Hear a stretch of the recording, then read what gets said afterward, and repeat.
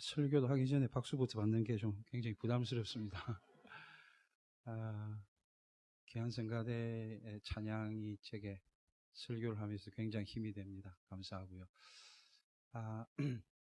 여러분을 주님 안에서 뵙게 되어서 우리 다 주님 안에서 한 형제 아닙니까? 한 가족인데 참 기쁘고 또 이번에 하나님께서 어떻게 역사하실까 하는 기대 때문에 설레이기도 하고 그렇습니다. 저는 어려서부터 주위 사람들에게 무대 체질이다라는 소리를 참 많이 들었습니다. 평소에 굉장히 얌전한데 어릴 때 이제 KBS에서 하는 누가 잘하나라는 노래 자랑이 우리 학교에 왔습니다.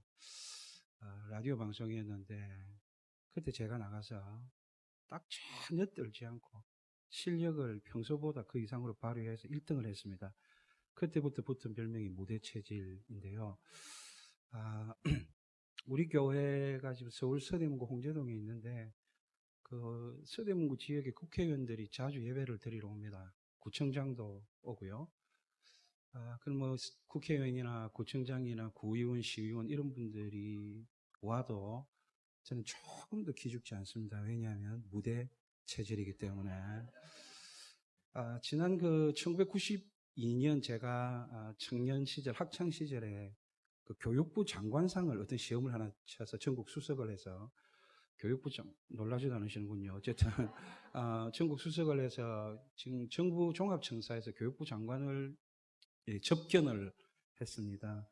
교육부 장관이 수상 소감을 묻길래 제가 전적으로 하나님의 은혜입니다라고 그 앞에서 당당하게 말했습니다. 예, 무대 체질이기 때문에. 예. 이제 얼마 전에도 그 장애인들 연합 집회에 한 400명 정도 모인, 또 그전에는 대학생들 1300명쯤 모인 연합 집회 다 이제 인도하고 왔는데 어떤 경우에도 전혀 떨거나 기죽거나 그러지 않았습니다. 무대 체질이기 때문에 그런데요. 그래서 아무리 높은 사람들이 있어도 아무리 사람이 많아도 제가 별로 떨지를 않아요. 근데 딱 하나 예외가 있습니다. 그게 뭐냐면 이제 이렇게 강의나 혹은 설교를 시작할 때 이렇게 앞에 계신 분들 중에서 저보다 인물이 좀 좋은 분들이 계시면 초반에는 약간 버벅거리는 그런 경향이 있습니다. 근데 오늘은 처음부터 너무 설교가 잘 되고 있습니다. 제가 인사하겠습니다. 여러분, 세 가지로 인사할 텐데 마음에 드시면 아멘 하시고요. 여러분, 하나님은 여러분 한 분 한 분을 정말 사랑하십니다. 하나님은 여러분 한 분 한 분을 향한 놀라운 계획을 갖고 계십니다. 그 놀라운 계획 중에 여러분의 인생의 가장 결정적인 것 하나가 오늘과 내일 이 집회를 통해서 이루어질 줄로 확신합니다. 가끔 교회를 비웁니다. 아까도 말했지만 뭐 집회 때문에 그렇기도 하고, 또 안식년, 작년에 안식년이라서 한 달 정도 미국에 갔다 왔습니다. 교회를 비울 때 늘 두 가지 걱정이 됩니다. 하나는 우리 교회 부목사가 5명 있는데 부목사들이 그렇게 있어도 내가 없는 동안에 교회가 잘 안 돌아가면 어쩔까? 늘 갔어도 걱정입니다. 참. 근데 또 하나 이것보다 더 큰 걱정이 있습니다. 그건 내가 없을 때 교회가 너무 잘 돌아가면 어쩔까? 굉장히 걱정이 됩니다. 여러분의 인생은 잘 돌아가고 있습니까? 여러분의 문제 잘 풀리고 있습니까? 여러분 정말 행복하십니까? 여러분, 복 중에 복. 우리 인생의 최고의 복이 뭐냐면 만남의 복입니다. 정말 중요하거든요. 이 만남의 복. 작년 5월 15일 스승의 날에 제가 우리 교회 부임했을 때 고3이었던, 근데 지금은 이제 30대 중반쯤 되어서 아주 중견 집사님이 되어 있는, 제가 우리 교회 왔을 때 부목사로 와서 3년을 있다가 바로 이어서 담임 목사를 지금 15년째 하고 있습니다. 그래서 중견 이제 집사가 된 그 친구가, 이제 아줌마가 된 그 친구가 제게 스승의 날 카드를 하나 보냈는데 제가 그걸 평생 잊지 못할 제게 격려가 되고 칭찬이 되는 말로 삼고 있습니다. 여러분 화면을 한번 보여드리겠습니다. 화면 보여주시면 스승의 날 제가 받은 카드, 화면 띄워주십시오. 네. 그 스승의 날 제가 받은 카드의 내용, 띄워주셔야 설교가 됩니다. 나왔습니다. 이런 내용입니다. 목사님과의 만남이 저를 더 좋은 사람 되게 했습니다. 어마어마한 칭찬이죠. 저를 만나서 자기 인생이 더 좋아졌답니다. 여러분, 우리가 어차피 많은 사람들을 만나는데 이런 칭찬 한 번쯤 듣고 살면 참 좋겠다. 집사님과의 만남이, 장로님과의 만남이 저를 더 좋은 사람 되게 했습니다. 굉장한 칭찬인 건 알지만 사실은 제가 금방 눈치를 챘습니다. 뭐냐면 이건 영화 대사입니다. 네, 이게 영화 대사인데 1993년에 최고의 영화는 타이타닉이라는 영화였습니다. 그러나 아카데미 남녀 주연상을 휩쓴 영화는 타이타닉이 아니라 영어로, 제가 영어를 전공하기 때문에 영어 쓰는 거 조금 이해해 주시고 As Good As It Gets라고 하는 이보다 더 좋을 수는 없다라는 영화였습니다. 그 영화의 주인공인 남자 주인공 잭 니콜슨이 여자 주인공인 헬렌 헌트에게 이런 말을 합니다. 당신과의 만남이 나를 더 좋은 남자가 되게 했어 라고 잭 니콜슨이 고백을 합니다. 그때 이 헬렌 헌트가 눈가에 이슬이 맺히면서 내 생에 지금 나는 가장 큰 칭찬을 들었어요 라고 대답을 하죠. 여러분, 만남이 참 중요합니다. 정말 그런 의미에서 보면 여기 모이신 여러분들은 정말 복 중의 복, 만남의 복, 그런 만남 때문에 여러분의 삶이 더 좋아지고 여러분의 인생이 더 행복해진 그런 만남의 복을 받으신 분들입니다. 세 가지 때문에 그렇습니다. 첫 번째는 정말 좋은 교회를 만나셨습니다. 정말 여러분 정말 문제되는 교회 많습니다. 정말 가짜 교회 많습니다. 정말 이단 교회 많습니다. 우리 홍제동 지역에는요, 이 싸움이 대단합니다. 불광동에 그 신천지 센터가 있기 때문에 주변에 많은 교회들이 어마어마한 피해를 받습니다. 그런데 여러분이 정말 하나님의 전적인 은혜로 이런 건강하고 이런 좋은, 이런 주님이 주인 되시는 이런 좋은 교회를 만났다는 것은 정말 큰 복입니다. 또 하나, 방금도 제가 목사님들 잠시 뵀지만 우리 김 목사님 외에는 다 처음 뵙는 분들인데 제가 느껴지는, 저도 목사이기 때문에 느낌이 좀 있거든요. 또 여러 교회를 다니기 때문에 뭔지 모르게 선한 목자의 향기나 그런 또 선한 목사의 영성이 쫙 제게 느껴지더라고요. 여러분, 싹군 같은 목사들이 얼마나 많은지 모릅니다. 그런데 이 선한 목자와 같은 우리 주님을 닮은 이 좋은 목사님을 만난 것 정말 복 중의 복입니다. 그런데 그 무엇보다도 가장 여러분에게 복은 좋으신 주님을 만난 거죠. 이거 하나면 충분하지 않습니까? 좋으신 예수님을 만났다. 바울이 이 예수님을 만나고 나서 자기의 정체성을 이렇게 표현했습니다. 자기의 인생이 어떻게 되었는지를, 나는 이런 사람이야 라고 하는 자기의 정체성을, 아이덴티티를 고린도후서 6장 10절입니다. 화면 이제 띄워주셔야 합니다. 고린도후서 6장 10절을 보면 근심하는 자 같으나 항상 기뻐하고 또 가난한 자 같으나 많은 사람을 부유하게 하고 아무것도 없는 자 같으나 모든 것을 가진 자로.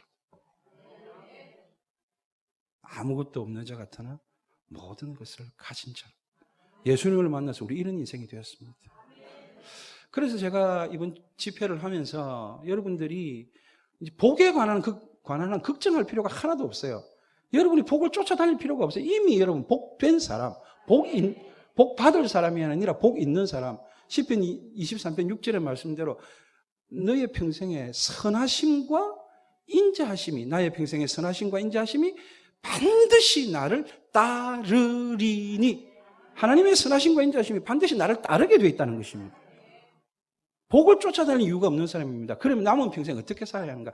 정말 제대로 신앙의 전성기를 누리면서 살아야죠. 그래서 이번 집회의 주제, 또 이번 집회의 목표는 신앙의 전성기가 시작되게 하자.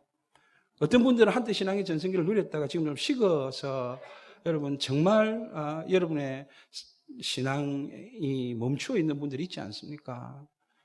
아직도 한 번도 신앙의 전성기를 누려보지 못한 분들, 이번 집회를 통해서 정말 하나님이 여러분을 사랑하셔서 여러분을 위한 그런 계획을 갖고 계신데 그 계획이 이루어지도록 신앙의 전성기가 시작되는, 제2의 신앙의 전성기가 시작되는 그런 역사가 이번에 반드시 있게 되기를 주님의 이름으로 축복합니다. 그러기 위해서는 이 말씀을 꼭 붙잡아야 됩니다. 고린도전서 15장 58절을 읽은 말씀인데, 이 고린도전서 15장 58절은 부활장, 고린도전서 15장이 부활장인 거 다 아시잖아요. 그 마지막 절이 58절 오늘의 말씀입니다.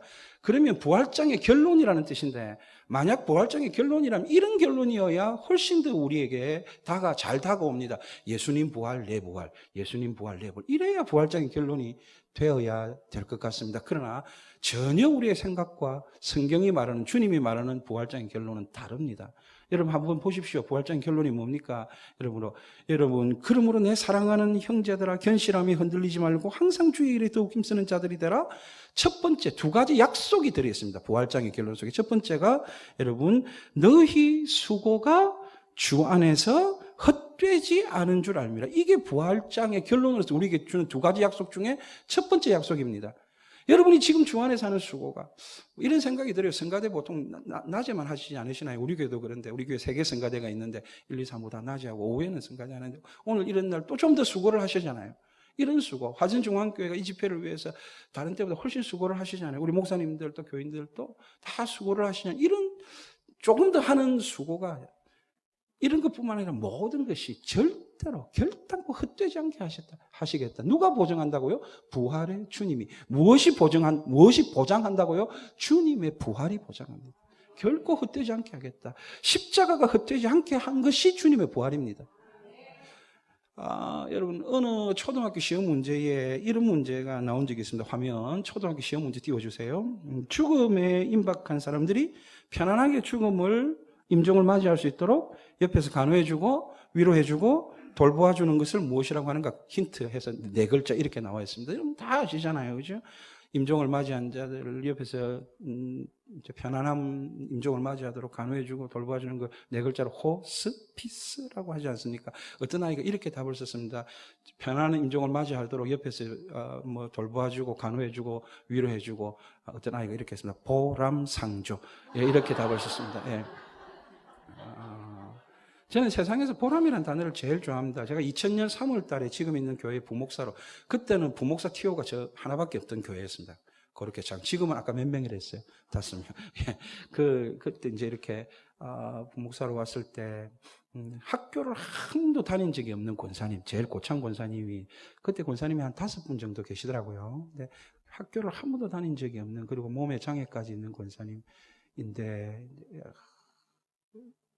제가 운전을 해서 신방을 가는데 다른 권사님도 옆에 있고 하는데 그 권사님이 제가 그런 말을 하더라고요. 딱 한 달쯤 지났을 때 부임한 지 목사님은 우리 기도의 보람입니다. 이렇게 모든 게 지금 제가 제 자랑하고 있다는 거 느끼시세요? 네. 목사님 우리 기도에 보랍니다. 그러니까 부목사님 한 분 오기를 그분들이 권사님들이 열심히 기도했고 한 달 지나 보니까 우리가 기도했던 그런 목사님이네 이런 생각을 했다는 것이죠. 그래서 그 이후부터 제가 제일 좋아하는 단어가 보람이 됐습니다. 그리고 이 성경은 제게 그 단어를 꽃피우게 한, 그 단어가 열매 맺게 한 그런 성경입니다. 정말 우리가 주님의 이름으로 주님 안에서 하는 수고는 반드시 보람이 있습니다. 누가 책임진다는 겁니까? 누가 보장한다는 겁니까? 부활의 주님이. 무엇으로 보증하신다는 겁니까? 주님의 부활이. 할만하다니까요. 해볼만 하다니까요. 진짜 마지못 덕질할 필요 없다니까요. 반드시 보람이 있습니다. 어떤 때는 설교가 안 돼서 맨날 며칠을 30분짜리 설교 하나를 위해서 맨날 며칠을 투자해도 보람이 있다니까요. 그때 당장 아니라도 반드시 보람이 있다니까요. 여러분 어떤 일이든 그렇다. 제가 좀 특별한 스타일의 설교를 가끔 하기 때문에 우리 교인들에게 하루는 이제 1, 2, 3부 대예배를 드리면서 대예배 3번 대예배 때마다 영화를 한 10분 정도 보여드렸어요. 그 영화가 가끔은 그렇게 하는데 그 영화 중에 빠삐용이라는 영화 여러분 다 잘 아실 것입니다.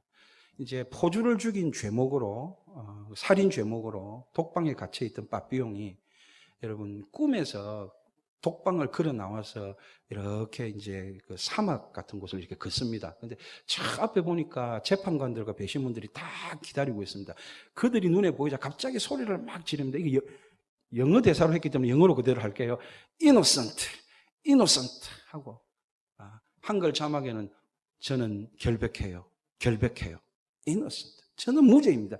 저는 사람을 죽이지 않았어요. 라고 이야기를 합니다. 그때 저쪽에서 재판관이 걸어 놓으면서 유명한 말을, 이 장면을 우리 교인들이 봤다는 겁니다.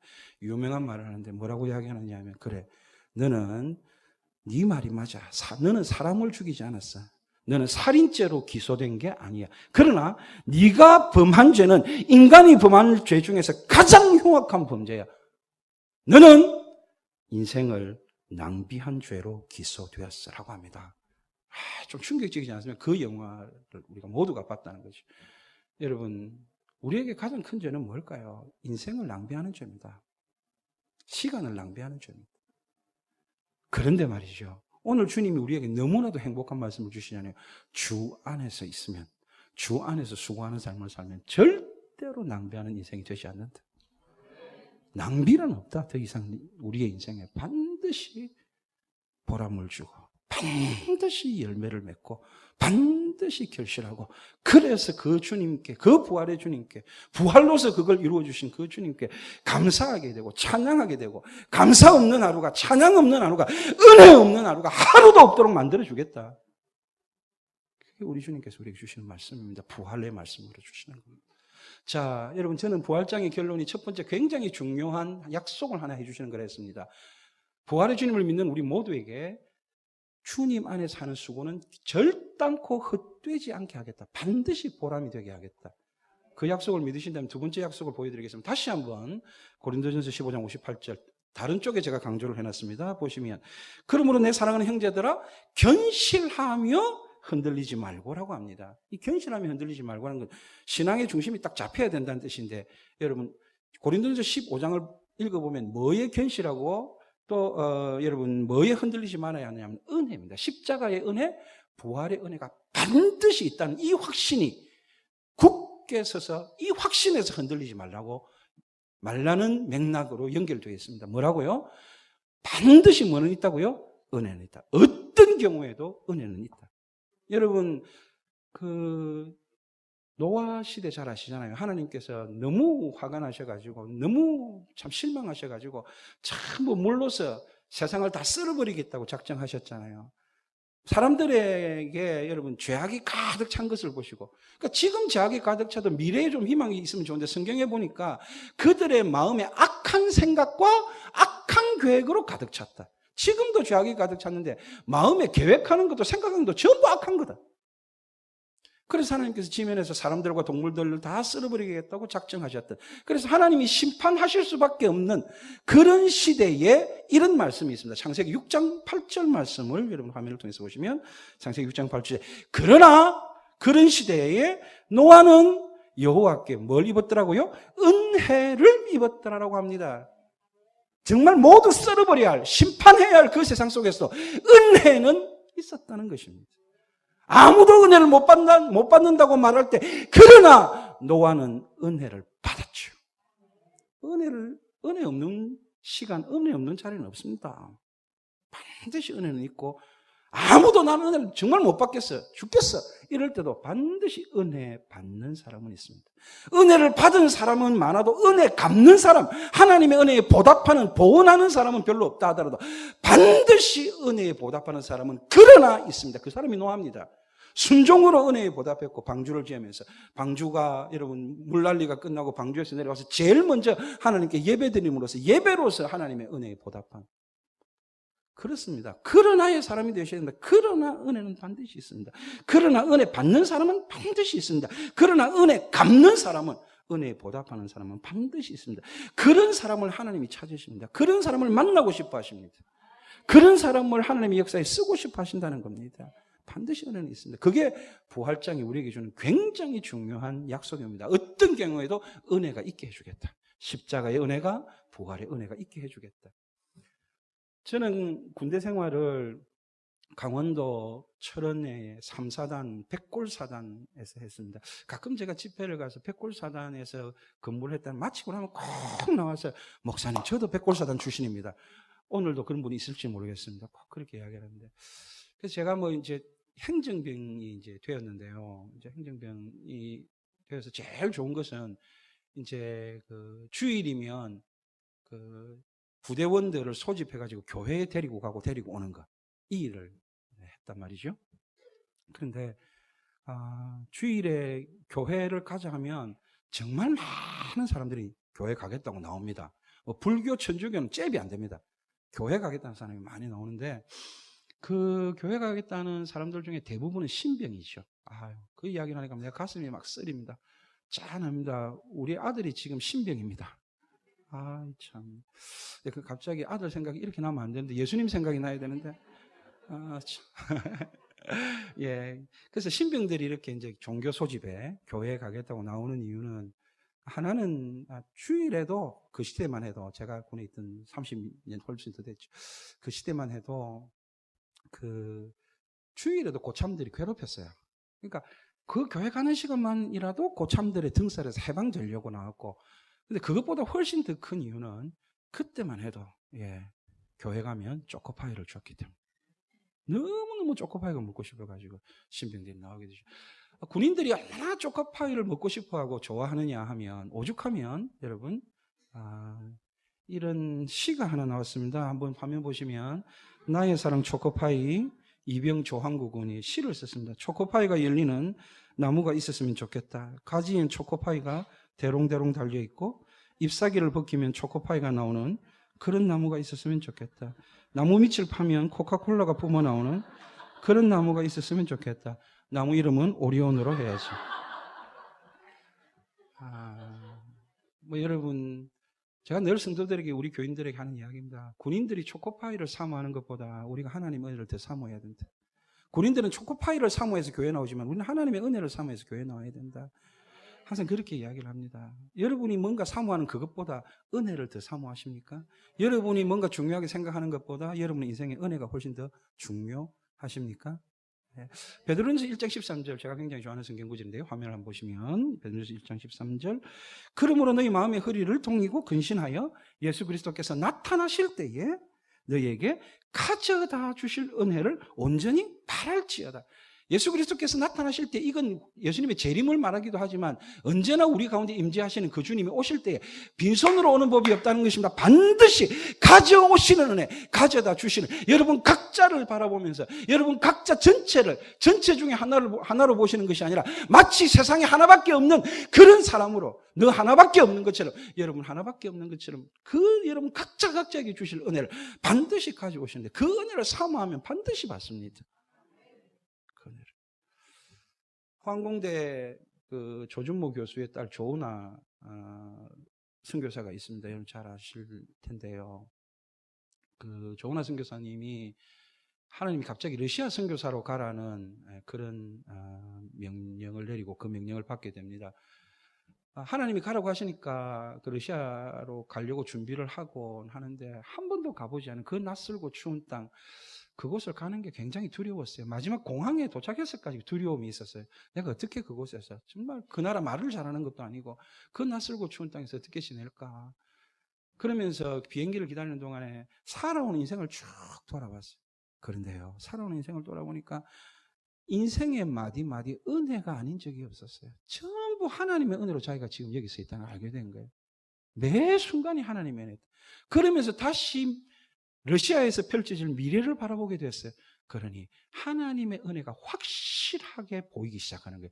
그곳에서도 주실 하나님의 은혜가 분명히 있다. 어떤 자리를 내가 가도, 어떤 시간을 살아도 하나님이 주신 은혜가 있다. 그러면서 노트를 꺼내가지고 바로 시를 하나 씁니다. 공항에서. 그리고 여러분 비행기를 타고 가기 직전에 그 노트를 뜯어서 지인에게 이 노트를 주고 가죠. 이 노트가 나중에 그 유명한 CCM 작곡가인 신상우 씨에게 들어가게 됩니다. 그리고 그 신상우 씨가 이 시를 가지고 찬양을 만든, 여러분이 너무나 아는 유명한 찬양이 되고, 정작 러시아로 간 조은하 선교사님은 자기의 시가 그렇게 한국에서 유명해진 줄을 나중에 알았다고 합니다. 바로 그 시가 여러분 하나님의 은혜라는 시. 한번 보시죠. 다 알지만 하나님의 화면 보시면 나를 지으신 이가 하나님, 나를 부르신 이가 하나님, 나를 보내신 이도 하나님, 나의 나 된 것은 다 하나님 은혜라. 나의 달려갈 길 다 가도록, 나의 마지막 호흡 다 하도록 나로 그 십자가 품게 하시니 나의 나 된 것은 다 하나님 은혜라.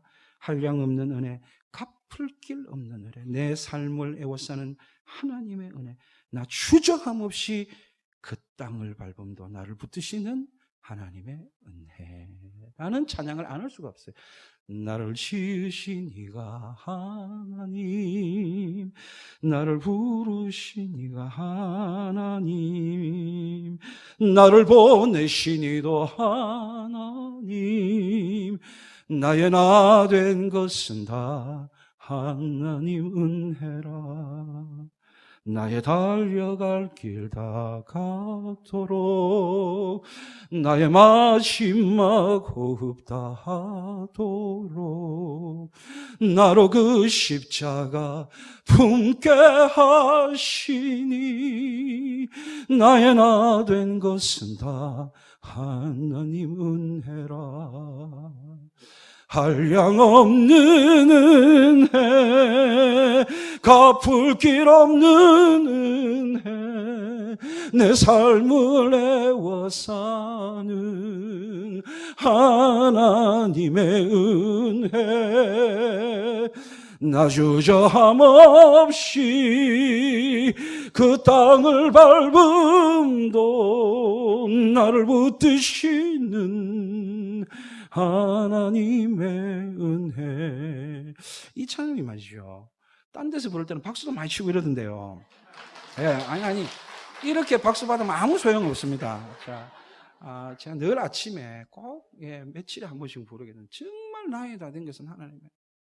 그러면서 바라보면 오늘 주실 은혜가 보여요. 오늘 예비된 여호와 이레의 은혜가 보이고,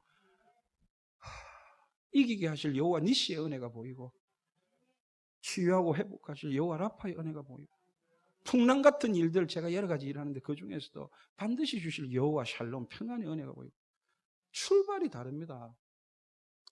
반드시 은혜가 있다는 믿음으로 출발합니다. 이제 저는 여러분에게 두 가지 약속을 말씀드렸습니다. 부활의 주님이 보증하시는, 주님께서 주님의 부활로 보장하시는 두 가지 약속. 주 안에 사는 수고는 결코 헛되지 않겠다. 반드시 보람을 줘요. 그리고 네가 가는 길에 어떤 경우에도 반드시 은혜가 있게 하겠다. 그렇다면 저와 여러분은 우리를 이토록 존귀하게 하신 우리 주님의 부탁을 하나 들어드려야 됩니다. 그 부탁이 오늘 본문에 나와 있습니다. 다시 한번 어디에 줄친지를 보시면서 다시 한번 오늘 말씀을 보시면, 그러므로 내 사랑하는 형제들아 견실하며 흔들리지 말고 항상 지금까지도 잘해왔지만 주의 일에 더욱 힘쓰는 자들이 되라. 왜 더욱 힘쓰는 게 하나도 문제가 안 돼요? 반드시 보람이 있을 것이기 때문에. 왜 하나도 문제가 안 돼요? 은혜 주실 것이기 때문에. 십자가의 은혜, 부활의 은혜. 그리고 왜 우리가 해야 돼요? 주님이 그렇게 부탁하시죠. 이왕이면 이 복된 일, 이 영광스러운 일, 이 거룩한 일, 나 다른 사람이 아니라 너하고 하고 싶어. 그래서 나의 영광도, 또 나의 이름도, 또 내가 주는 모든 거룩한 선물도 너와 함께 나누고 싶어. 진짜 그렇게 하시는 거예요.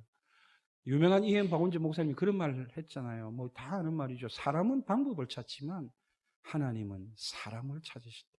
사람들은 방법으로 일하지만 하나님은 하나님의 사람을 통해서 일하시는데, 이왕이면 이 복된 일, 이 아름다운 일, 거룩한 일, 구원의 역사, 하나님의 나라를 세우는 이 좋은 일, 너와 함께 with you, 너를 통해 through you, 너를 통해 너와 함께 하고 싶어. 그러니 네가 더욱 힘을 써줬으면 좋겠어. 지금까지도 잘하지만 조금만 더 힘을 쓰면 그 힘을 내가 줄 거니까, 그 은혜를 내가 줄 거니까, 그리고 그 수고에 대한 보람도 반드시 줄 것이니까 너와 함께 하고 싶어, 너를 통해 하고 싶어.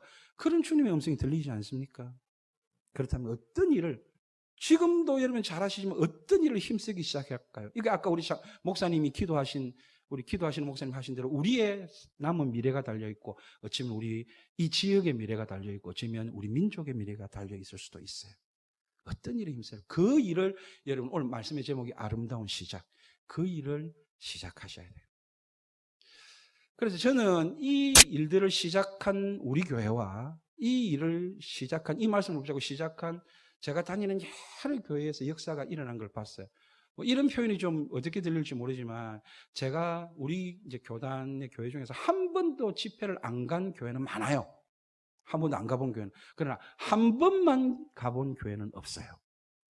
잘 못 알아들으시면요, 굉장히 내가 수준 있게 해야겠어요. 한 번도 안 간 교회는 많아요. 근데 한 번만 간 교회는, 한 번 가면 반드시 또 한 번 갔다 그 말입니다. 그러니까 제가 지난 메시지를 그 다음에 확인할 수 있었다 그 뜻입니다. 더 잘하면, 한 번은 아쉬워서 한 번 더 부름받는 그런 스타일의 목사라는 그런 자랑도 있는데, 도무지 알아듣지를 못하시니까, 어쨌든 제가 확인하러 갔다, 이 이야기를 드릴게요. 확인하러 갔기 때문에 이렇게 시작된 이 일을 시작한 교회에 어떤 일이라는지 제가 알고 있고, 또 여러분 이번에 장애인들 이제 중증 장애인들 집회를 할 때 부모님들이나 1대1로 도움이 드리는데 그분들은 예수님 안 믿는 사람 많아요. 장애를 가진 그 자녀 때문에 오는데, 이 장애인들이 나흘간 집회를 하면서 제가 첫날 이걸 하자고 시작해가지고, 설교는 오늘처럼 안 했지만 이걸 하자고 시작해서 그 다음날부터 매일매일 했어요. 마지막 날에 여러분 결신을 하는데, 저는 결신하고 막 이런 목사님이 아닌데 주최 측에서 꼭 안 믿는 분이 한 100명 되니까 결신하는 시간을 가져달라고. 정말로 여러분, 안 믿는 분뿐만 아니라 믿어도 시원찮게 믿었던 분들이 모두 결신을 하게 되는 역사를 제가 얼마 전에 7월 말에 경험하고 왔는데, 그게 장애인들 입에서, 장애인들의 삶에서 매일 아침마다 지금 제가 하려는 이 일이 시작되었기 때문에 이 일을 통해서 하나님이 역사하셨다. 그걸 제가 봤습니다. 이건 정말 여러분도 시작하면 부활의 주님이 주님의 부활로 보정하시는 역사가 일어납니다. 별건 아닌데요. 왜 제가 이렇게 뜸을 들이냐면 꼭 하시라고요. 아까 우리 목사님 기도하신 대로 알기는 많이 아는데 우리가 그게 행동으로 나타나는 복음, 행동으로 나타나는 거룩한 삶이 안 돼서 그렇다는데, 이건 여러분 정말 금방 행동할 수 있습니다. 그래서 하셔야만 돼요. 제가 정말 말씀드렸잖아요. 믿음의 전성기가 오게 하는 하나님의 계획이 있다. 분명히 이 말씀을 듣고 실천하시면 됩니다. 조금만 더 힘써야 되는데요. 그게 뭐냐면 이름하여 5분 혁명입니다. 첫 시간에 5분을 하나님께 드리는 일인데요. 이것을 저는 이렇게 표현합니다. 주님을 사랑하는 일. 주님을 사랑하는 일에 5분씩만 딱 쓰시면 완전히 달라집니다. 다 하시는 것 같죠? 잘 안 하십니다. 왜냐하면 여러분, 주님을 사랑한다는 건 이런 겁니다. 제일 첫 시간, 사랑하면 가장 사랑하는 분에게 처음 걸 드리는 거예요. 첫 시간을 드립니다. 여러분, 정말 여러분의 첫 시간에, 저는 그렇습니다. 절대로 우리 집사람 여보라는 말도 잘 안 합니다. 의지적으로. 그리고 물도 정말 아침에 일어나면 마시고 싶은데 그것도 안 합니다. 그리고 우리 자녀들 이름 얼마나 부르고 싶겠어요. 그리고 어제 저녁에 당회하다가 싸운 장로님 이름도 부르고 싶거든요. 새벽에 욕하려고. 그런데 그것도 안 해요. 절대 안 합니다. 반드시 저는 제일 먼저 일어나면 주님, 예수님 이름 먼저 부릅니다. 난 그래야 된다고 생각을 합니다. 여러분, 제가 처음에 신혼여행을 가서 첫날 밤을 보내면서 기도하고 잤다는 거 아십니까? 아침에 첫사랑의 이름이 튀어나오지 않게 해달라고. 나 진짜 그렇게 기도하고. 그 큰일이지 않습니까? 우리 집 사람이 제 첫사랑 아니에요. 그렇게 기도를 하고 정말 주님의 이름을 부르게 해달라고. 여러분, 그거 쉽지 않습니다. 의지적으로 하지 않으면 쉽지 않습니다. 저는 우리 주님이 그렇다고 생각합니다. 창세전부터 우리를 택하셨잖아요. 그 말 많이 들으시죠? 그러면 그때부터 주님은 우리를 사랑하신 거예요. 우리를 선택했다는 건 사랑하신다는 거 아니에요? 창세전부터 시작된 하나님의 사랑은 그런 노래도 있잖아요. 태초부터 시작된 하나님. 진짜 그래요. 그러니까 저는 저와 여러분이 예수님을 좀 받으려야 된다고 생각합니다. 얼마나 오랫동안 짝사랑을 하셨어요. 여러분 짝사랑 해보셨어요? 안 해봤으면 말을 하지 마세요. 정말 짝사랑 그거. 근데 주님이 우리에게 그토록 오랜 세월 동안 그 세월만큼이나 깊어진 사랑, 그 세월만큼이나 뜨거워진 그 사랑을 가지고 계속 불러도 대답 없는 이름을 불렀어요. 우리 이름을. 예수 믿고 나서도요, 아직도 부르고 계십니다. 예수는 믿는데, 구원은 받았는데, 교회는 다닌 것 같은데, 도대체가 주님은 맨날 사랑한다 하시는데, 우리는 사랑한다고 대답을 안 합니다. 최근에 제가 어떤 프로그램을 밥을 먹는 하나 보니까 이런 내용이 있더라고요. 남자친구하고 여자친구하고 막 싸워요. 막 싸우는데, 여자친구가 화가 팍 이렇게 나 있는데, 남자친구도 화가 났어요. 그래서 여자친구가 이렇게 말해요. 왜 너는 맨날 네 생각만 해? 우리 그런 말 많이 하잖아요. 왜 너는 맨날 네 생각만 해? 그러면서 나도 맨날 네 생각만 하는데 이렇게 대답했습니다. 여기는 이상하게 뭘 이야기를 하며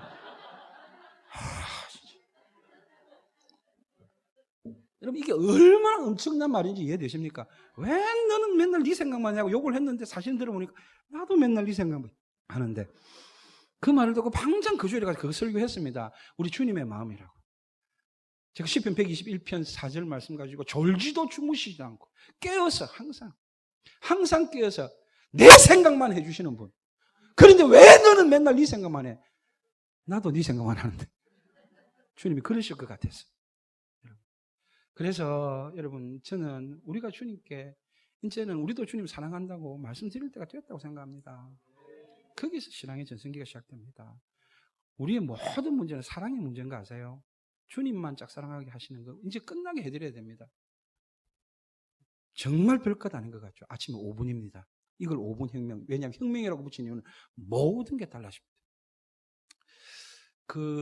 제가 2010년도에 이제 이 책을 만나자마자 우리 교인들에게 전부 이 책을 읽게 해가지고 독후감을 쓰게 하고 그 중에서 잘된 독후감에 대해서 상품권 10만 원짜리, 5만 원짜리 해가지고 쫙 상을 나눠드린 기억이 있습니다.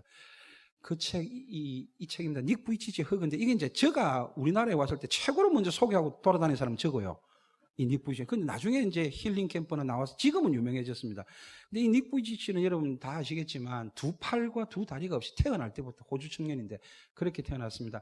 그 몸통만 가지고 태어났는데 머리하고 몸통만 태어났는데 왼쪽에 보면 다리 없이 발만 딱 붙어 있습니다. 이런 모양이 바다 표범하고 비슷합니다. 그래서 이런 기형증을 해표상 기형증, 바다 표범 기형증이라 합니다.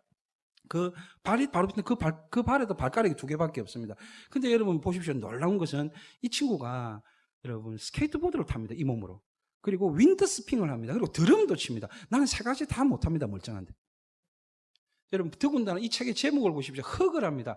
껴안아 주겠다고 합니다. 팔도 다리도 없는 지가 뭘라고 멀쩡한 나를 껴안아 주겠다고 합니까? 어떻게 이런 삶이 가능합니까? 여러분 이 책을 우리 성도들이 내가 딱 이 첫 책을 펼쳤을 때 책의 첫 장을 넘길 때 보라고 한 그 부분에 딱 이렇게 되어 있습니다. 나는 숨이 막히도록 멋진 인생을 살고 있습니다. 라고 딱 이야기합니다. 이 친구 17살 때 예수님 만났거든요. 그러면서 그 뒤에 내용이 내 안에 주님의 사랑이 강같이 흐르고 있기 때문입니다라고. 여러분 주님의 사랑이면 허그할 수 있는 인생이 됩니다. 아무것도 가진 게 없어도 모든 걸 가진 자죠. 주님과의 이 사랑. 그러니까 아침에 첫 시간이 굉장히 중요하다는 겁니다. 이 책은 4부로 구성되어 있습니다. 제목이 끝내줍니다. 화면 보시면 4부로 구성되어 있는데 이렇게 되어 있죠. 여러분 뭐라고 되어 있습니까? 절망이 여러분 내가 어디 적어놨는 있군요. 절망이 희망이 되는 삶. 그다음에 생각이 현실이 되는 삶. 실패가 기회가 되는 삶. 한계가 비전이 되는 삶. 주님의 사랑이 자기를 이렇게 만들었답니다. 절망에서 희망으로. 자기가 생각하는 것이 꿈꾸는 것이 현실이 되는 삶으로. 실패는 기회로 바뀌었고 한계가 주님의 은혜로 주님의 사랑으로 그게 비전으로 바뀌는 한계를 넘어서기는 이런 삶을 살았다고 이야기를 합니다. 여러분 첫 시간에 주님과 만나는 것 반드시 그 사랑이 우리 안에 강같이 흐르게 됩니다. 사랑으로 충만하면 다 달라집니다. 아니 결과를 생각하지 마세요. 이런 일이 있을 거다. 저는 설교이기 때문에 그냥 말하는 거예요. 그냥 해보기만 하세요. 여러분 정말 우리의 사랑 고백을 받으시는 첫 시간에 첫 입술로 드리는 그 사랑의 고백을 받으시는 다른 말 하나도 하지 마시고 주님 사랑합니다. 주님 사랑해요. 사랑의 찬양을 하고 딱 5분만 그렇게 하면요 주님의 마음이 어떨까요? 제가 스바냐서 3장 17절 우리가 주님께 사랑 고백을 하면 주님께서 이렇게 했다. 스바냐 3장 17절 너희 하나님 여호와가 너희 가운데 계시니 그는 구원을 베푸실 전능자. 그 다음에 그가 너로 말미암아 기쁨을 이기지 못하시며 나 때문에 기쁨을 이기지 못해 너를 잠잠히 사랑하시며 너로 말미암아 즐거이 노래 그냥 부르면 노래 부르면입니다. 이름 부르는 거 아니고 with singing 영어로 즐거이 노래 부르며 기뻐하시며 저 때문에 기쁨을 이기지 못하시는 저 때문에 정말 말씀하지 않고 표정과 몸으로서만 사랑을 표현하시는 잠잠히 사랑을 표현하시는 저 때문에 노래하시는 그 주님 한 번쯤 우리가 그렇게 하면서 우리 인생을 해드리면서 우리 인생을 살아야 하지 않을까요? 그래서 다윗은 여러분 어떤 경우에도 아침에 첫 시간에 여러분 시편 18편 1절 나의 힘이신 주님 나의 힘이신 여호와여 내가 주님을 사랑하나이다. 그렇게 했습니다. 그래서 압살롬한테 아들한테 쫓겨서 들판에 있을 때도 사울을 피해서 굴에 다닐 때도 그가 날마다 했던 아침에 나의 힘이신 여호와여 주님이 나의 힘이시면 내가 주님을 사랑합니다라고 했더니 여러분 그의 인생이 어떻게 됐는가? 시편 65편 8절 그는 이런 인생이 됐다고 이야기합니다. 시편 65편 8절에 땅 끝에 사는 자가 주의 징조를 두려워하나이다. 주께서 아침 되는 것과 저녁 되는 것을 즐거워하게 하심이라고 말합니다. 아침만 즐거운 사람이 있습니다. 저녁에는 죽을 것 같아. 저녁만 즐거운 사람이 아침이 죽을 것 같고 둘 다 하나도 안 즐거운 인생도 천지빛깔입니다. 둘 다 하나도 안 즐거운 인생. 혹시 여러분 그렇지 않습니까? 아침도 즐거운 게 없고 맨날 막막하고 저녁이 돼도 하루 살았는데 별 감사할 것도 없고 찬양할 것도 없고 정말 그러지 않으세요, 여러분 혹시? 뭐가 문제예요? 여러분의 첫 시간이 문제예요. 5분이 문제예요. 처음 것을 주님께 드리는 사랑 고백이 없기 때문이에요. 돈 드리라고 말하지 않잖아요. 시간 드리라고 말하지 않잖아요. 사랑을 드리라고. 왜냐하면 주님은 우리의 사랑을 받으실 자격이 충분합니다. 우리는 자격이 없어도 주님의 사랑을 받았어요. 근데 주님 우리에게 사랑받으실 자격이 충분하지 않습니까? 여러분 짝사랑 그만하시고 여러분도 서로 사랑이 얼마나 아름다운지 아세요? 그래서 모든 성경이 서로 사랑하라, 서로 사랑하라, 서로 사랑하라. 여러분 저는 그렇게 주님께 사랑의 고백을 하면서 어느 순간 주기도문을 하는데 이런 생각이 들더군요. 하늘에 계신 우리 아버지인데, 우리라는 것은 our 그렇잖아요. we, our. 우리 아버지인데 저하고 김 목사님의 우리 아버지 이렇게만 생각을 했더랬어요. 근데 가만히 생각해 보니까 주님하고 사랑 고백을 계속 나누다 보니까 하늘에 계신 우리 아버지, 사실은 하나님을 아버지라고 부를 수 있는 분은 원래는 예수님 한 분밖에 없잖아요. 근데 그 예수님의 사랑 때문에 나도 하나님을 아버지라고 부르기 때문에 그때부터 주기도문을 2번 나눠서 합니다. 하나님 우리 교회, 저와 우리 성도들의 하나님 이렇게도 하고, 또 하나 예수님의 아버지 곧 나의 아버지 우리 아버지. 모든 게 보는 시각이 달라집니다. 말씀의 느낌이 달라집니다. 사건을 보는 눈이 달라집니다. 정말 달라집니다. 이제 우리 교회가 이제 제가 처음 이제 담임 목회를 할 때가 이제 2002년도 말에 위임 목사가 되고 2003년도부터 본격적으로 담임 목사를 하면서 그 근처에 큰 교회들이 많았습니다. 홍제동 근처에. 홍제 감리교회도 가장 오래된 감리교회고 그 지역에서 또 통합측 홍광교회도 굉장히 큰 교회고 지금은 그때보다는 많이 작아졌지만 그렇게 그런 교회들 보면서 아무래도 우리 교회가 가장 큰 교회가 되기는 힘들겠다. 그리고 그런 게 목회의 목적이 돼서는 안 되겠다. 이런 생각을 하고 하나만 우리 성도들에게 했습니다. 우리가 이 지역에서 가장 큰 교회는 아니지만 하나는 잘하는 주특기가 있는 하나만은 큰 교회가 되자. 주님 사랑하는 일에는 큰 교회가 되자. 그거 한번 하죠. 그래서 오늘부터 집에서 새벽기도 나오라는 말 아니에요, 성도 여러분 하면서 내가 집에서 꼭 제일 먼저 주님의 이름을 부르고 주님 사랑합니다 고백해서 주님과 여러분이 서로 사랑하면서 시작하는 하루가 되라. 그거 꼭 해라. 별것 아닌데 해야 한다. 우리가 이 땅에서 그리스도를 살아가면 주님의 사랑이 아니면 빛이고 소금이고 아무것도 못한다. 여러분 서로 사랑해야 한다. 그거 하셔야 돼요. 그러니까 처음 이제 담임 목사가 되고 하니까 말빨이 막힐 때가 되니까 이게 잘 되더라고요, 실천하는. 근데 이 사람들이 이왕 하려면은 자기도 생각이 그렇게 돼. 난 한 번도 새벽기도 나오란 말인데 이왕 하려면 교회 가서 하자. 교회 가서. 그러면서 원근 각지에서 교회에 나와서 기도하기 시작하는 일들이 있었습니다. 지금은 우리 교회 250명이 새벽기도 합니다. 매주에. 곧 특세하면 동네가 떠들썩하게 어마어마하게 나옵니다. 여러분 서울의 그 동네에서 점점 새벽은 적어지는 이 추세로 나오고 있습니다. 그런데 여러분 그렇게 쭉 해서 채워진 것이 1부와 2부를 합하면 250명의 성도들이 매일 아침을 깨우는데 진짜 주님과 서로 사랑하는 사람들. 그러니까 서로 사랑하니까요. 이런 게 있더라고요. 주님과 서로 사랑하니까 이상하게 생명이 태어나는 거예요. 집집마다 생명도 많이 태어나지만 새 생명이 태어나요. 그리고 서로 사랑하니까 전에는 문제였던 게 이제는 문제가 안 되더군요. 서로 사랑하니까 주님과 내가 서로 사랑하는 딱 그것뿐인데 근데 이상하게 교회에 막 그 사랑으로 생명이 자라는 일들이 있어나더라고요.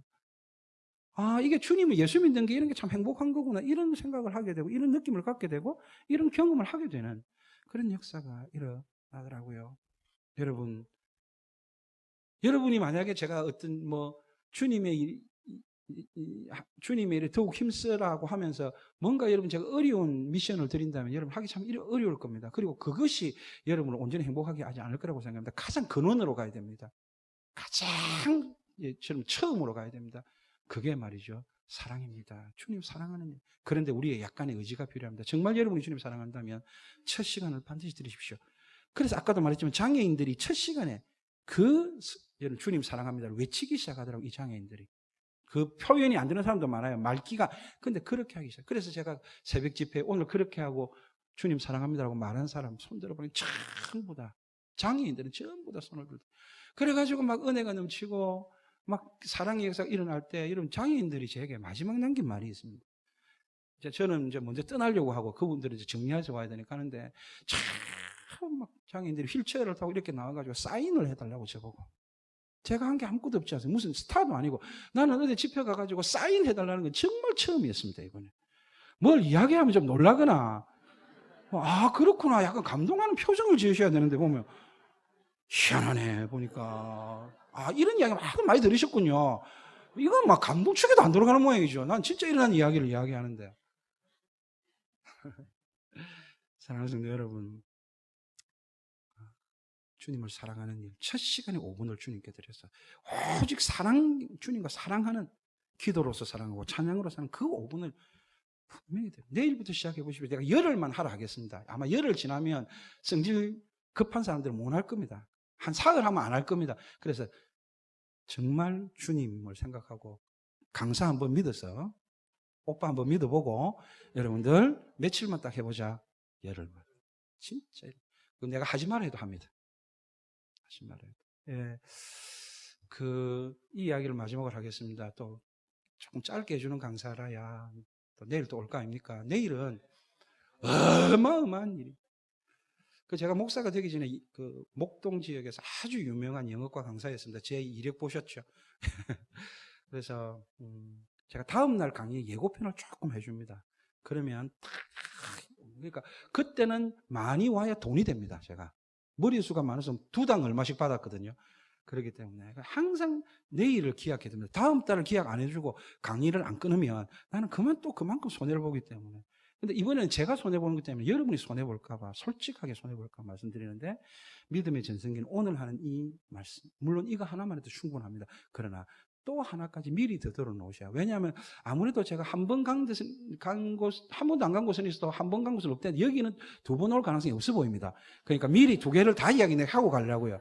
예, 그래서 내일은 평일인데 제가 가는 모든 집회에 첫째 날보다 둘째 날에 작은 적이 거의 없었기 때문에 드리는 말씀인데 제가 그런 집회의 신기록이 끼어지지 않도록 좀 도와주시기 바랍니다. 저도. 그래서 내일은 믿음의 전성기를 위해서 뭔가 하나 더 중요한 특별히 우리 중직자들이 너무너무 여러분 중직자들이 새로워질 수 있는 청년들의 인생이 다 포함됩니다. 자, 그 이야기를 하고 이 이야기를 이제 마지막으로 하겠습니다. 이쯤에서 마쳐드려야 내일도 오실 거니까. 고훈 목사님 여러분 잘 아시는데 다 알 겁니다. 우리 목사님들 다 아실 텐데 그날 같은 하루를 날마다 살고 싶다 들어보셨을 겁니다. 그 유명한 시.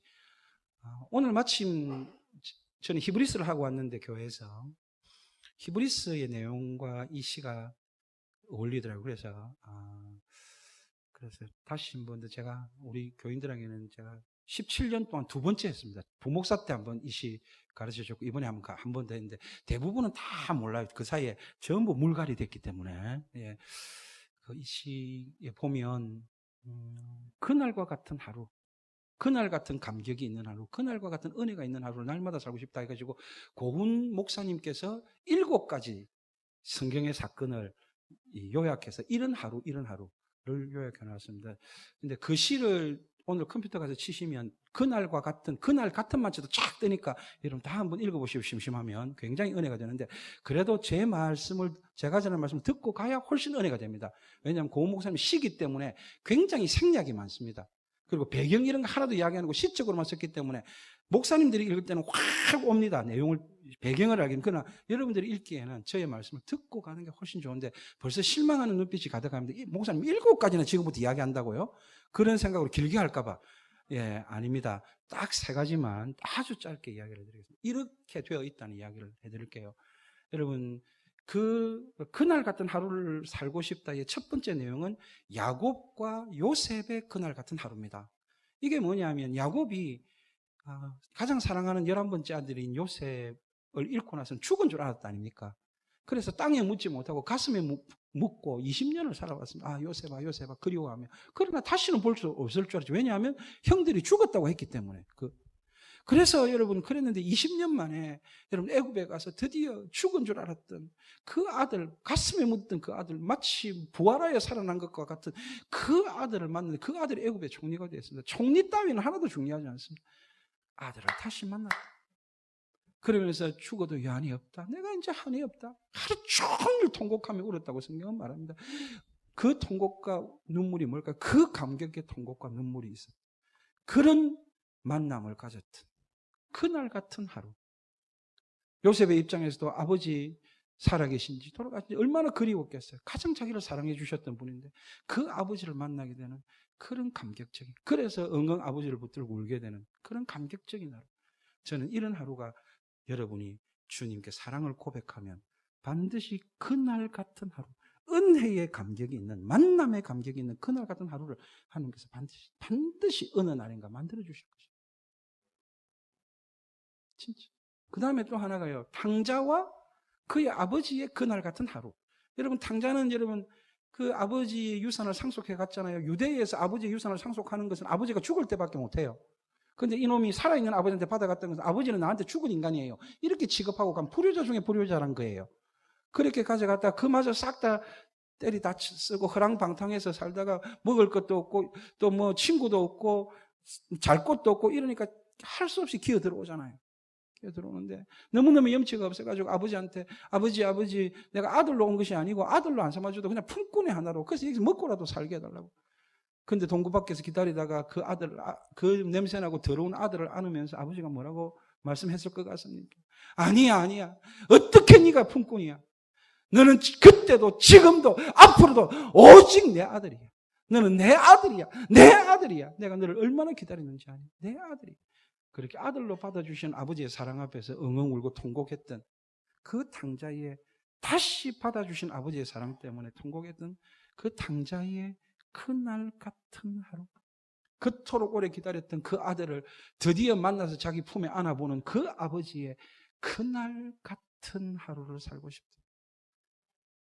예수님을 사랑한다고 고백해 주십시오. 여러분과 예수님 사이에서 그런 그날 같은, 여러분에게 간증이 되고 누군가에게 자랑이 되고 주님께 영광이 되는 그런 그날 같은 하루를 만나게 된다.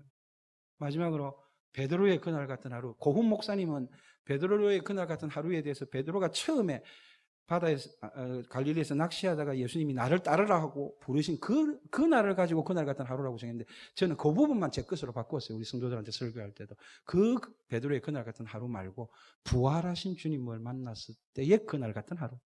여러분, 예수님을 3번이나 부인하고 저주하고 그래서 실패자가 되어버려서 주님 떠나서 우리 아무것도 할 수 없잖아요. 베드로도 마찬가지죠. 요한복음 15장 5절이 그 말씀 아니에요. 나를 떠나서는 너희가 아무것도 할 수 없다. 거꾸로 말하면 주님과 함께하면 모든 걸 할 수 있다. 딱 그게 우리 인생이에요. 주님 떠나서는 해보세요. 뭐가 되는 게 있는가? 아무것도 할 수 없어요. 그러나 주님께 붙어 있으면 다 되는 게 우리 인생이죠. 그러니까 주님을 떠나니까 여러분 아무것도 할 수 없는 베드로의 인생. 그 뭐 물고기 전문가들도 잡지도 못하고 뭐 그런 인생에 여러분 그 발걸음으로 그가 예수님을 찾아갈 수는 없어요. 그가 예수님을 만나러 가지는 못할 그때 주님께서 그를 찾아와 주시잖아요. 그리고 3번이나 네가 나를 사랑하느냐라는 말은 내가 너를 사랑한단 말이잖아요. 내가 너를 사랑한다 그렇게 말씀해 주시고 예수님이 이렇게 말합니다. 아무래도 이렇게 손가락을 머리에 대서 내가 조금 이따가 승천해야 될 것 같은데 그럼 이 양떼들 네가 좀 맡아주겠다. 내가 실패했는데요. 예수님을 3번이나 부인했는데 아니야. 그래도 너밖에 없어. 난 네가 필요해. 그러면서 내 양을 먹이라, 내 양을 치라고 3번이나 말하면서 주님의 은혜로, 주님의 사랑으로 그 인생과 그 상처와 그 사명을 하나하나 다 회복시켜 주셨던, 그래서 그 은혜에 감격했어요. 여러분 정말 주님 앞에 고개도 못 들다가 그 백사장 모래, 제가 갈릴리 갔다 왔거든. 그 비슷한 데가 있어요. 거기서 펄쩍펄쩍 춤추며 뛰었을 것 같은 베드로의 그날 같은 하루, 치유되고 회복되고 다시 일어서서 춤추며 전진하는 그런 시작이 있는 그날 같은 하루. 어디에서 시작된다고 제가 말씀드렸습니까? 첫 시간에 반드시 교회 오고 안 오고 중요한 거 아닙니다. 시작해야 된다는 거예요. 저는 이렇게 생각합니다. 내일 아침에 저도 아마 주님이 지켜주신다면 살아있을 겁니다. 또 집회도 하니까 내일까지는 살려주실 가능성이 많습니다. 그리고 여러분 주님이 분명히 내일 아침에도 저를 깨워주실 것입니다. 근데요, 저는 아침마다 일어나면 이런 생각합니다. 오늘이 내 남은 생애의 첫째 날이다. 맞지 않습니까?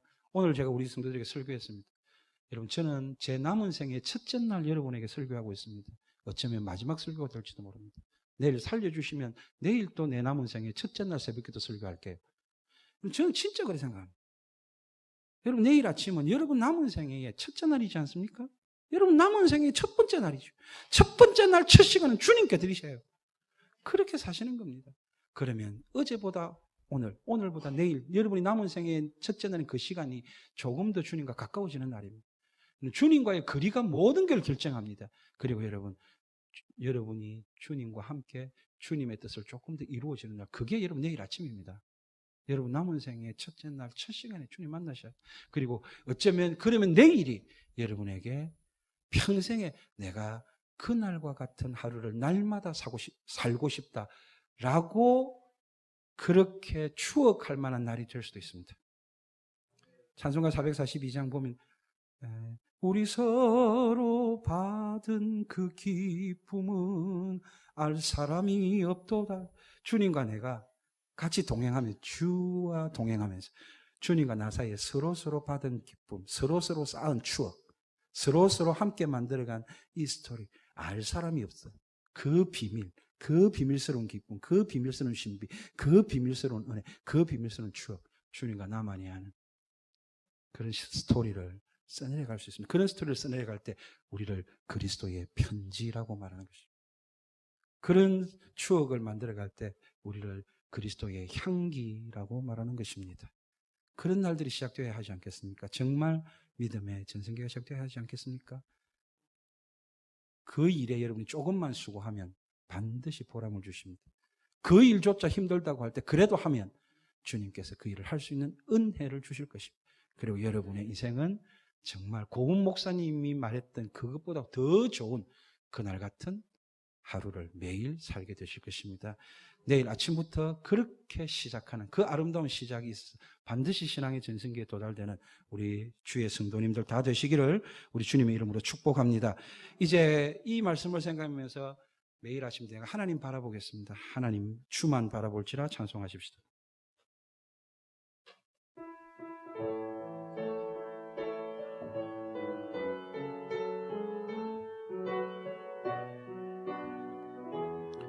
하나님의 사랑을 사모하는 자, 하나님의 사랑 사모하는 자, 하나님의 평안을 바라보는 자, 너의 모든 것 창조하신 우리 주님이 너를 얼마나 사랑하시는지 하나님께 찬양과 경배하는 자, 하나님의 선하심을 닮아 나의 모든 것 창조하신 나를 자녀 삼으신 아멘. 하나님 사랑의 눈으로 하나님 사랑의 눈 나를 어느 때나 바라보시고 하나님 인자한 귀로서 하나님 인자한 귀 언제나 나에게 기울이시니 어둠에 밝은 비추 나의 작은 신음에도 응답 나는 어느 곳에 있든지 주를 향하고 주만 바라볼 하나님 사랑의 눈으로 하나님 사랑의 눈 나를 어느 때나 바라보시 하나님 인자한 귀로서 하나님 인자한 귀 언제나 나에게 기울이시 어둠의 밝은 빛을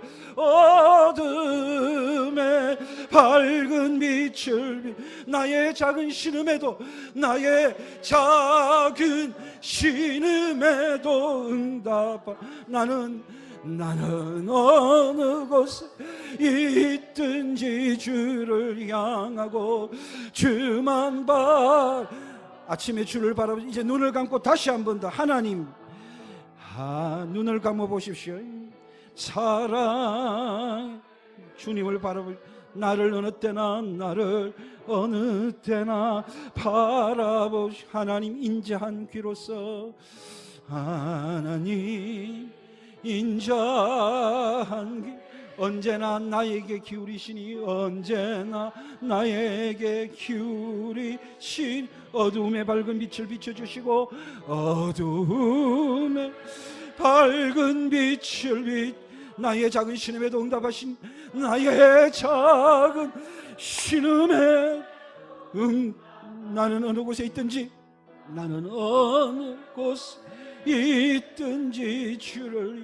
주만 바라볼지라 주만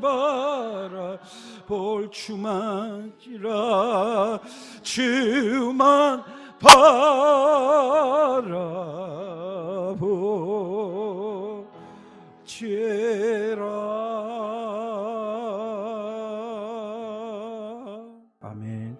하나님 고맙습니다. 예수님 고맙습니다. 성령님 고맙습니다. 하나님 정말 사랑합니다. 예수님 정말 사랑합니다. 성령님 사랑합니다. 내일 아침에 또 밤새도록 우리를 지키셨다가 내일 우리 생애 첫째 날을 주실 것인데 그날 주님 이름 제일 먼저 부를 수 있게 하시고 쑥스러워서 누구한테 사랑한다 말 한 번도 못했더라도 우리 주님께는 제가 주님 정말 사랑합니다. 주님 정말 사랑합니다. 그렇게 하루를 시작할 수 있도록 그래서 그런 우리가 달라진다면 그런 우리를 통해서 이 험악한 시대가 달라지고 이 혼란한 민족과 국가가 달라지게 되는 그 첫 자리가 내가 주님 만나는 새벽에 그 자리가 되게 하여 주옵소서. 예수님 이름으로 기도하옵나이다. 아멘.